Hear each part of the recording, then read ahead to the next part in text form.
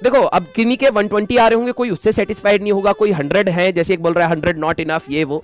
It does not matter कि अभी right now आपके लिए क्या इनफ है या क्या इनफ नहीं है, ठीक है, क्योंकि अभी भी आपके दिमाग में जो ये वाला लोड, हमारे टाइम पे क्या था, हमारे टाइम पे इतना ज्यादा इंटरनेट का यूज नहीं होता था, तो हमें ये बात भी नहीं पता होती थी कहीं ना कहीं कि भाई हमें कितने मार्क्स एक्चुअली में स्कोर करने हैं which will be a good enough for a good college, right. हमें ये लोड ही नहीं होता था, और जब ये लोड होता नहीं था ना, तो हमारी सारी की सारी एनर्जी कहां जाती थी, सिर्फ प्रिपरेशन के मोड पर, कि भाई जो हमने पढ़ा है उसके आंसर आ रहे हैं या नहीं आ रहे हैं, एग्जाम में मैंने अगर 4-5 क्वेश्चन गलत किए तो क्या उसको मैं एनालाइज कर रहा हूं या नहीं कर रहा हूं, ये सारी चीजों पर हमारी एनर्जी कहीं ना कहीं पूरी जाती थी। अब बात क्या है कि मार्केट में पूरा रायता फैला पड़ा है कि भाई इस पे ये, इस पे वो, उस पे ये मिलेगा, इस पे ये नहीं मिलेगा, और आपका एक इंटरेस्ट कि मुझे को कंप्यूटर साइंस चाहिए या ये चाहिए वो चाहिए, वो अब आपके लिए बन चुका है बर्डन। जो आपने 2 साल ये उपज करी है वो कहीं ना कहीं बन जाता है बर्डन। अब आपकी तैयारी अगर मान लीजिए पूरे 2 साल की 120 मार्क्स की थी फॉर एग्जांपल,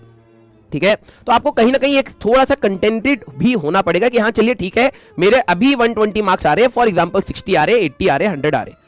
टारगेट अभी भी 4-5 दिन का ये होना चाहिए कि यार कुछ ना कुछ जो मैं गलतियां कर रहा हूं 120, मतलब दैट डज नॉट मीन कि आप 120 का अटेम्प्ट करके आए और 120 ही पाए,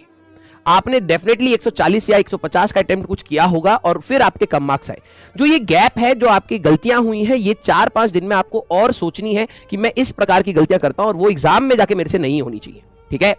जो लोग दूसरी कैटेगरी में आते हैं कि डर लग रहा है, जिन्होंने पढ़ा ही नहीं है, तो उनका तो प्रॉपर है कि डर लगना भी चाहिए था, ठीक है, उनका प्रॉपर है भी कि डर लगना भी चाहिए था, क्योंकि आपको जो समय मिला था वो आपने कहीं ना कहीं बर्बाद कर दिया, और ये हर बार होता है। अभी आपके एग्जाम्स जैसे ही खत्म होंगे, फिर से आपको जब मौका मिलेगा सेकंड अटेम्प्ट के लिए, आपका जो नेचर बन जाता है 2 साल का, वो आप फिर से दोहराने लगते हैं, क्योंकि आप उस तरीके से बाउंड हो चुके हैं काम करने के लिए, राइट। तो जब तक आप अपने वर्किंग एथिक्स को नहीं समझेंगे, पढ़ने के एथिक्स को नहीं समझेंगे, डिसिप्लिन, कंसिस्टेंसी, बेसिक चीजों को नहीं समझेंगे, तो वो आपके साथ प्रॉब्लम हमेशा रहेगी, ठीक है। तो मैं आप सभी लोगों को बोल रहा हूं कि जो आपके ये 3-4 दिन है, इसको किस तरीके से प्लान करना है, कोई बहुत बड़ा लोड नहीं लेना है, ठीक है भाई। मैं आप अभी जो जिस बच्चे से मिला था, मैंने उसको भी ये बात बोली थी, वो कह रहा था सर मेरा मन ही नहीं कर रहा। मैंने कहा कि भाई 8 महीने बाद ना आप ये रिग्रेट करोगे कि आपने 3 महीने इस एटीट्यूड से पढ़ाई करी कि मन ही नहीं कर रहा, ठीक है। ये 3 महीने भाई अगर सिलेक्शन होगा या नहीं होगा, वो आपकी शिफ्ट और दूसरे बच्चों की प्रिपरेशन पर डिपेंड करेगा, राइट।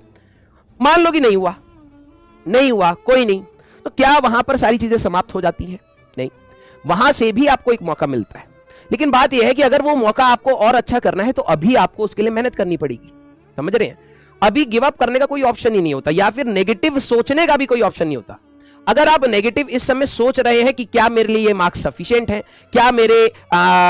इतने मार्क्स पे ये कॉलेज मिलेगा नहीं मिलेगा, ये टॉपिक हुआ नहीं, ये हुआ वो हुआ, अगर आप इन पॉजिटिव जगह को छोड़ के आप नेगेटिव चीजों पे इंटरप्रेट करना स्टार्ट करेंगे, तो ऑब्वियस ही बात है आपका माइंडसेट नेगेटिव डायरेक्शन में चला जाएगा, और फिर आप जो डर लग रहा है वो सारी चीजें स्वाभाविक है, ह्यूमन टेंडेंसी है, नेचर में है, वो सारी चीजें आपकी ऑब्वियसली आएंगी। आपका एक पॉजिटिव आउटलुक होना बहुत जरूरी है कि आपने जो चीज पढ़ी है कम से कम उस पर तो गर्व करिए, राइट। जो चीज आप सही कर रहे हैं कम से कम उस पर गर्व करिए, और जो चीज आपसे गलत हो रही है उसके अंदर अपना स्वभाव ऐसा रखिए कि हाँ यार कि मैं यहां से कुछ सीख लूं, ठीक है, क्लियर।